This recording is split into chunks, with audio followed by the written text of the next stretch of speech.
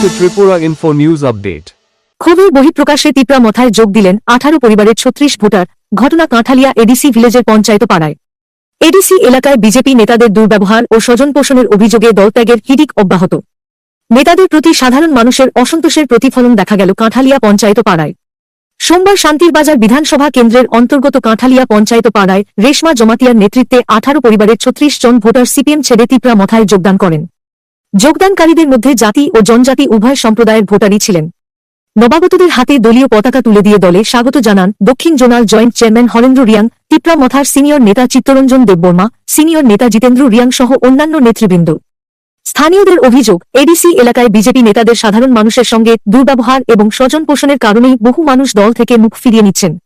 রাজনৈতিক মহলে গুঞ্জন, দক্ষিণ zonal joint chairman Harendra Reang জাতি, জনজাতি ও সংখ্যালঘু সব অংশের মানুষের সঙ্গে সহজে মিশে যাওয়ার মানসিকতার কারণে এলাকায় জনপ্রিয় মুখ হয়ে উঠেছেন। তার নেতৃত্বে তিপ্রা মথার সাংগঠনিক শক্তি ও জনভিত্তি ক্রমশ বৃদ্ধি পাচ্ছে বলেও মনে করছেন অনেকে। 36 শান্তিরবাজার বিধানসভা অন্তর্গত কাঁঠালিয়া বিসি 1 নম্বর ওয়ার্ড, না এটা 1 নম্বর ওয়ার্ড। আমরা এখানে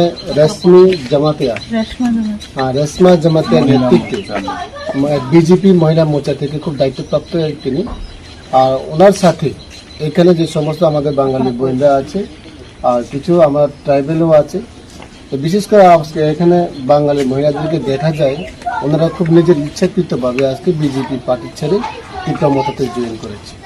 কত পরিবার? এখানে 18 পরিবার, এখানে প্রায় 36 ফ্যামিলি, 18 পরিবারে 36 ভোটার আজকে বিজেপি টেক করে আজকে তিপ্রা মথাতে জয়েন করেছে।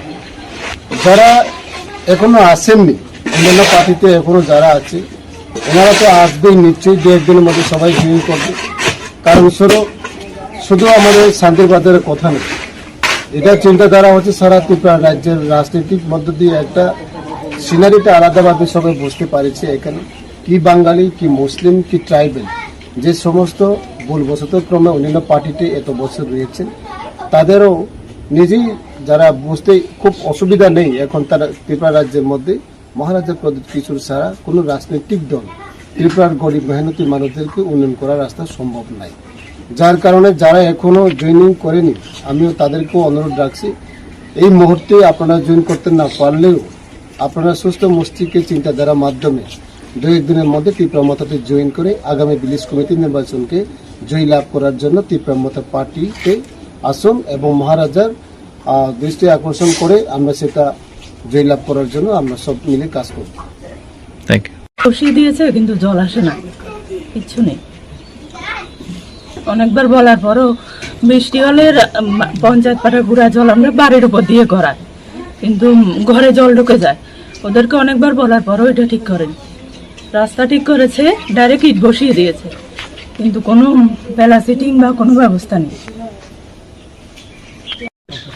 বিজেপিতে কোনো আইনের শাসন নেই, তো এই তাদের কাছে কোনো একটা বিচার, কোনো একটা সহযোগিতা হয়ে তুলে তারা কোর্ট দেখাই দেয়, প্রশাসন দেখাই দেয়। তো সাধারণ গরিব মানুষ তো প্রশাসনের কাছে যাওয়া, কোর্টে যাওয়ার মতন তো ক্ষমতা নেই। তো এটা তো তারা বসে একটা মীমাংসা বা বিচার কোনো কিছু করা লাগে, তারা হেরে না করে তারা কোর্ট দেখাই দিচ্ছে সবসময়। তাই ওই আগে ঘিনে সবাই বিজেপি ছেড়ে ত্রিপুরা মথাতে জয়েন দিয়েছে। To Tripura Info and press the bell icon so that you never miss any latest updates and news on Tripura.